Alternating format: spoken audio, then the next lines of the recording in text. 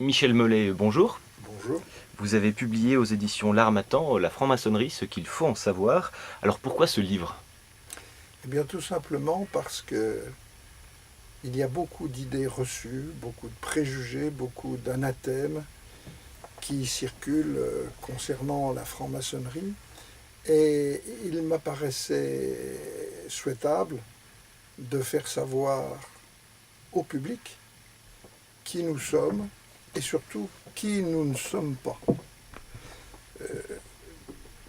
Je voulais expliquer que nous sommes des humanistes, que nous travaillons à notre perfectionnement et à celui de l'humanité, chacun à sa modeste mesure, bien entendu, et donc faire une présentation réaliste, sans fioriture, de ce qu'est la franc-maçonnerie aujourd'hui, la franc-maçonnerie en général, et celle du droit humain en particulier. Alors bien entendu, sans prétendre aucunement être exhaustif, d'autant que dans l'idée, cet ouvrage est destiné au monde profane et éventuellement à ceux qui débutent sur le chemin. Alors vous parlez dans votre ouvrage de la franc-maçonnerie en général, mais aussi de l'ordre maçonnique mixte et international, le droit humain. Quelles sont ces spécificités justement? Alors vous savez comme moi que de tout temps, il y a eu une terrible discrimination à l'encontre des femmes. Citons en tout dernier le Code Napoléon, par exemple. Et la franc-maçonnerie, à son origine, était exclusivement masculine. Et c'est pour ouvrir la franc-maçonnerie aux femmes que le droit humain a été fondé. Alors, ne me faites pas dire ce que je n'ai pas dit. Il y avait des femmes en franc-maçonnerie, c'était les loges d'adoption. Mais ce que les fondateurs du droit humain ont voulu faire, c'est une franc-maçonnerie authentiquement mixte dans laquelle hommes et femmes seraient à égalité de droits, de devoirs et de responsabilités. Et donc, ça a été un véritable bouleversement dans le monde maçonnique. Et le droit humain a été la première obédience mixte au monde. Ça, c'est sa première caractéristique, la mixité. C'est dans ses gènes. La seconde est son caractère international. Le droit humain est représenté dans une soixantaine de pays dans le monde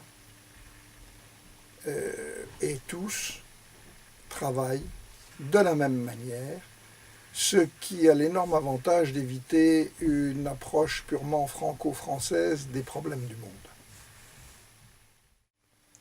Comment définiriez-vous la franc-maçonnerie? C'est une école d'éveil, une école de liberté. Ça n'est ni un mouvement sectaire, ça c'est très important, ça n'est non plus pas un mouvement élitiste. On peut dire que nous cherchons à développer dans chacun ce qu'il a de meilleur. Le droit humain est une franc-maçonnerie libérale et adogmatique, c'est-à-dire qui s'ouvre aussi bien aux croyants, aux athées, aux agnostiques, peu nous importe. Nos principes sont ceux de la République. Liberté, égalité, fraternité, laïcité. Pour résumer un peu notre parcours, nous cherchons à nous connaître, au sens du connais-toi toi-même socratique. Nous cherchons à penser librement, à nous extraire de nos préjugés, et puis naturellement, nous apprenons dans ce travail, par ce travail, l'importance de l'autre, ce qui nous conduit à respecter ses différences et aussi à s'en enrichir. Si vous voulez, c'est un lent chemin de perfectionnement qui doit conduire chacun, comme je le disais, à sa mesure, à essayer d'agir pour améliorer le monde. Donc vous voyez ce qu'il faut à la fois de travail, mais aussi d'humilité et de modestie. C'est un lent chemin, je l'ai dit, qui nous permet d'envisager de travailler au progrès de l'humanité.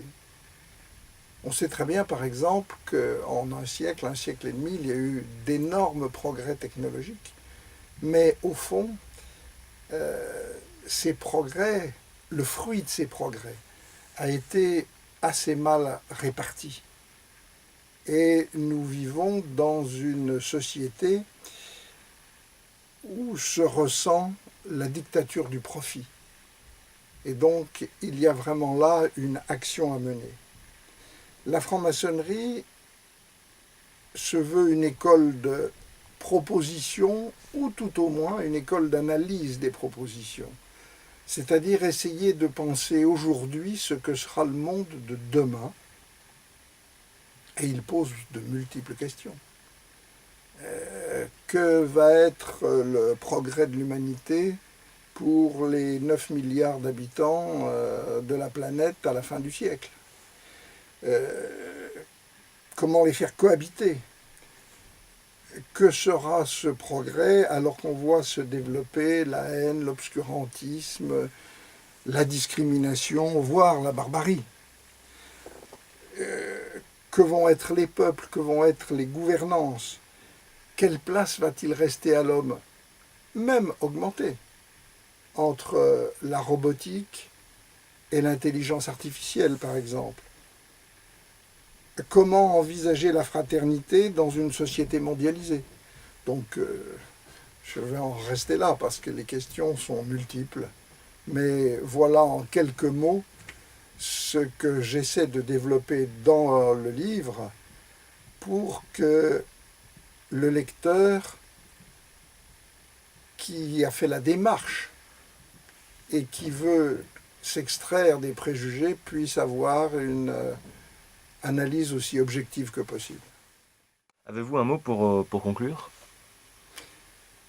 Oui, vous avez compris, et j'espère que le lecteur l'aura compris, l'ampleur des défis. Mais maintenant, sachant, au terme de sa lecture, qui nous sommes, et surtout qui nous ne sommes pas, il est libre à chacun de nous rejoindre pour contribuer d'une part à sa construction personnelle, mais aussi à celle d'un monde plus juste, plus équitable et plus fraternel,